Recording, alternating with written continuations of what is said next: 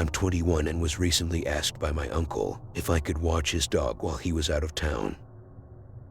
My uncle lives in a remote town in Alaska and has a Siberian husky named Duke.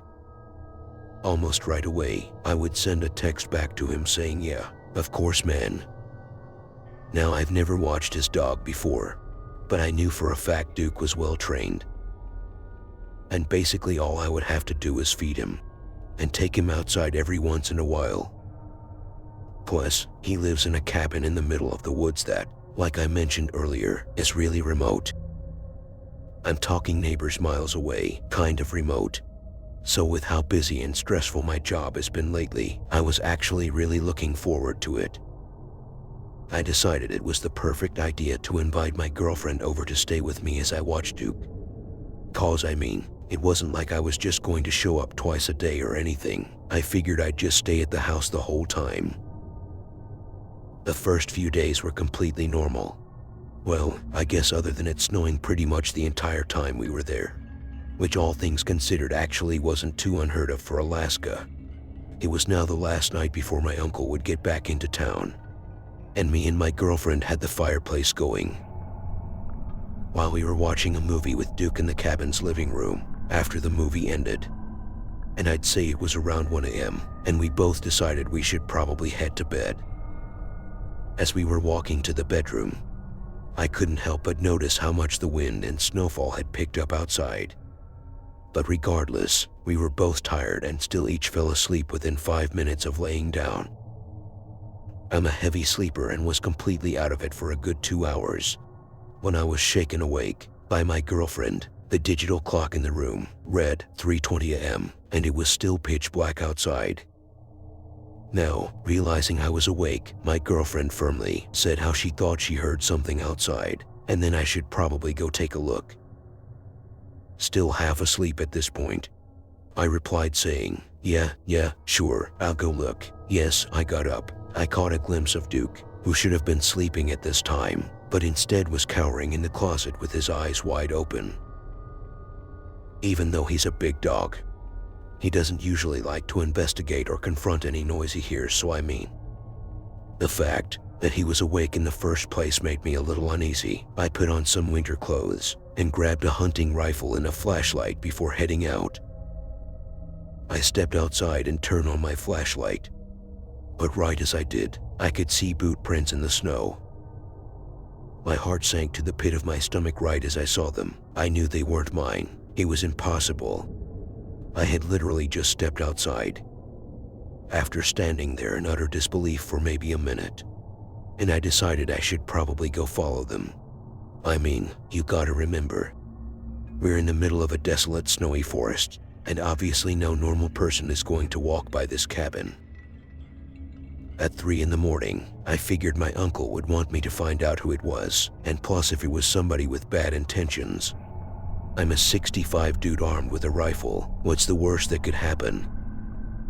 And so I did. I followed the footsteps. I quickly realized that they had straight up come out of the forest, did a circle around the cabin, and went back in the same direction they had come from. I'd say it was maybe 3 minutes of following the footsteps into the forest when horrifyingly, a black smudge was revealed in the distance by my flashlight. I stopped in my tracks, trying to discern what I was actually looking at. It was a man, like an actual person, just standing there and holding a very large black bag over his shoulder. He had his back to me, so I couldn't see his face. That dude literally had no reaction to me pointing my flashlight at him. I tried to bring myself to yell out to him, but I couldn't do it. The whole situation was straight out of a nightmare, adrenaline building up. I did the only thing I could: turn around and sprint back to the cabin the whole while. I swear I could hear footsteps behind me, but I didn't look back. When I got to the cabin, I ran inside and slammed the door shut. My girlfriend gave me a look of both fear and confusion. I firmly told her to pack her stuff because we needed to leave without even asking why she complied. I also packed my stuff and we are ready in no more than 3 minutes. We grabbed Duke, opened the front door, and sprinted towards the car once we got inside, and turned on the car at To my complete horror, the headlights revealed the same man in the tree line. My girlfriend saw too, and needless to say, we got out of there as quick as we could. On our way back into civilization, I would explain everything to my girlfriend. We would also call my uncle, who surprisingly answered after explaining what we had encountered. He replied saying, "Yeah, that's really creepy, dude. I'll check it out tomorrow once I get back." My uncle would later claim that once he arrived back home, there were footsteps practically everywhere, as if the guy had just been pacing around the whole yard, but the guy himself was nowhere to be seen and was never seen again. To this day, I have no idea who we really saw that night, or what was in the abnormally large bag he was carrying around. I didn't even see the guy's face, so obviously, there's not really much we could report to the police. Neither me or my girlfriend have house or dog sat ever since, and I don't think that's going to change anytime soon.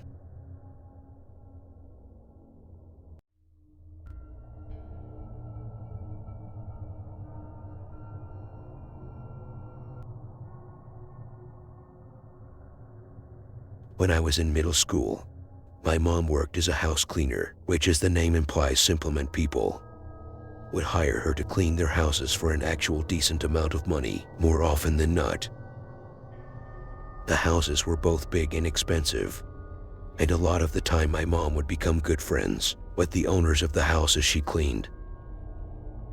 One of the homes was owned by an older couple who had no kids but had a huge house and a really nice pool. Then they always invited me and my siblings to come swim in. It basically became a routine. Every time my mom was asked to clean the house, as kids was right along, so we could go swimming.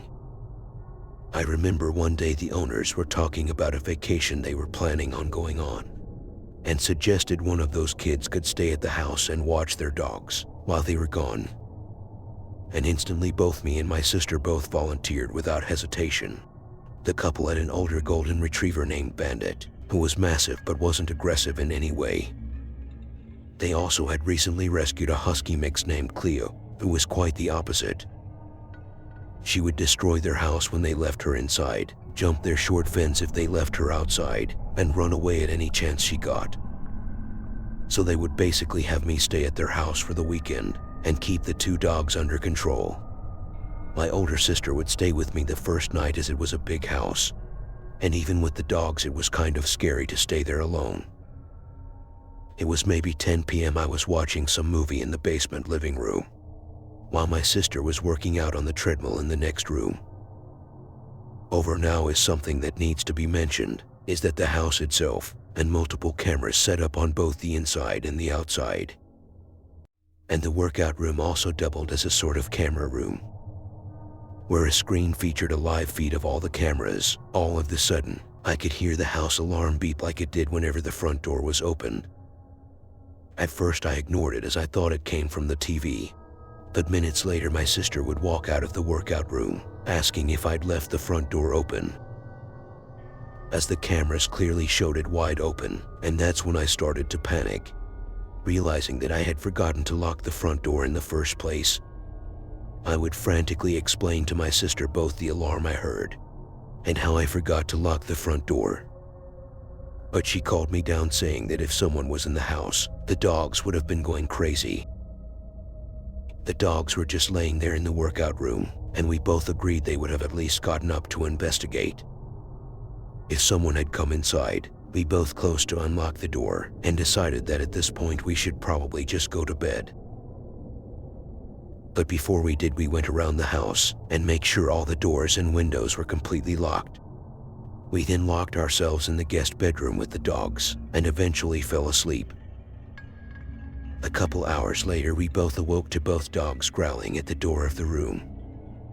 Now it was fairly normal for Clear to bark and growl for no reason, but Bandit had never barked or shown any signs of aggressiveness at all. So immediately we knew something was wrong. We tried to think of any logical explanation as to what could have made them so aggressive. We guessed they could have heard an animal outside, but that hope is quickly shot down when again the dreadful sound of the door alarm beeping rang throughout the house, this time followed by a pair of footsteps upstairs. At that point, we both started crying in sheer terror. My sister frantically called her dad, who told us to hang up and call the police immediately while he made his way over. He would make the 15-minute drive in under 5 minutes. And as soon as he got there, we would open the bedroom door to meet him, and right as we did, the dogs took off running and barking all throughout the house. My dad took a quick look around the upstairs levels with his gun, but didn't see anything unusual. The police arrived a few minutes later, and after looking around, they confirmed that it seems someone had been inside, but that whoever it was hadn't stolen or disturbed anything. My dad made us wait in the car while he and the police reviewed what the cameras had actually caught that night. After maybe 30 minutes, he came back and I could tell his face was pale white. When I asked him what the cameras had captured, he wouldn't tell us anything. My mom never cleaned that house again, and both my parents told us we weren't allowed to go there anymore. To this day, I have no idea what those cameras caught that night or what really went down. But honestly, based on my dad's reaction, part of me doesn't ever want to know.